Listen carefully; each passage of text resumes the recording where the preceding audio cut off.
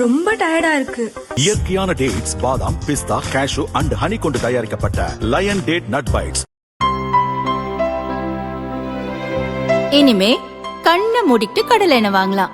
ஏன்னா மந்த்ரா கடலை எண்ணெய் இதயத்தின் தயாரிப்பு. வறுக்க, பொரிக்க, ஏன் எல்லா சமையலுக்கும் மந்த்ரா தான். மந்த்ரா கடலை எண்ணெய், அபார ருசி, ஆரோக்கியமான உடல் நலம்.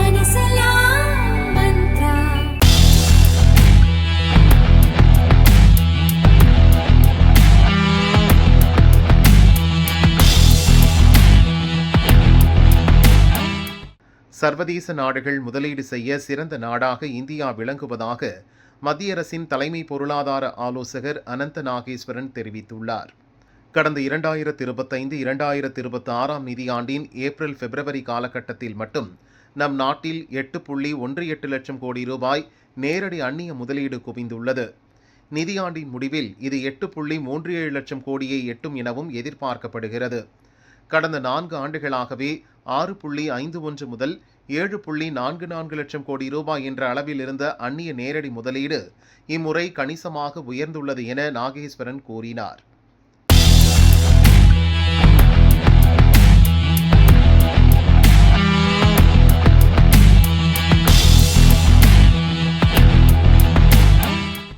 கோதுமை உற்பத்தி பாதிப்பில்லை.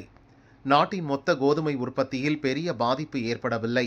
உள்ளூர் அளவில் ஏற்பட்ட மழை சேதங்களை சமாளிக்கும் திறன் வேளாண் துறைக்கு உள்ளது. காலநிலை மாற்றங்கள் சவால்களை தந்தாலும் நம் விவசாயிகளை அவற்றை திறம்பட சமாளித்து வருவதாக மத்திய வேளாண் அமைச்சகம் தெரிவித்துள்ளது. நடப்பாண்டில் கோதுமை உற்பத்தி 11 முதல் 12 கோடி டன்னாக இருக்கும் என மத்திய உணவுத்துறை செயலர் கூறியுள்ளார்.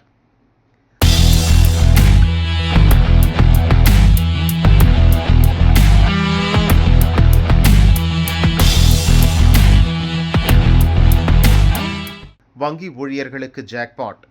பொதுத்துறை வங்கிகள், நிதி நிறுவனங்கள் மற்றும் காப்பீட்டு நிறுவன ஊழியர்களுக்கான ஊதியம் 5 ஆண்டுகளுக்கு ஒருமுறை மாற்றியமைக்கப்படும். அதன்படி அவர்களுக்கான அடுத்த ஊதிய உயர்வு 2027 நவம்பர் 1 அமலுக்கு வரும். இதற்கான இருதரப்பு பேச்சுவார்த்தை துவங்க வங்கித்துறை தலைவர்களுக்கு மத்திய நிதியமைச்சகத்தின் கீழ் செயல்படும் நிதி சேவைகள் துறை சுற்றறிக்கை அனுப்பியுள்ளது. அதன்படி பேச்சுவார்த்தை நடைபெற்று உடன்பாடு எட்டப்பட்டால் பொதுத்துறை வங்கி, நிதி நிறுவனங்கள், காப்பீட்டு நிறுவனங்களுக்கு விரைவில் ஊதிய உயர்வு குறித்த அறிவிப்பு வெளியாகும் என எதிர்பார்க்கப்படுகிறது.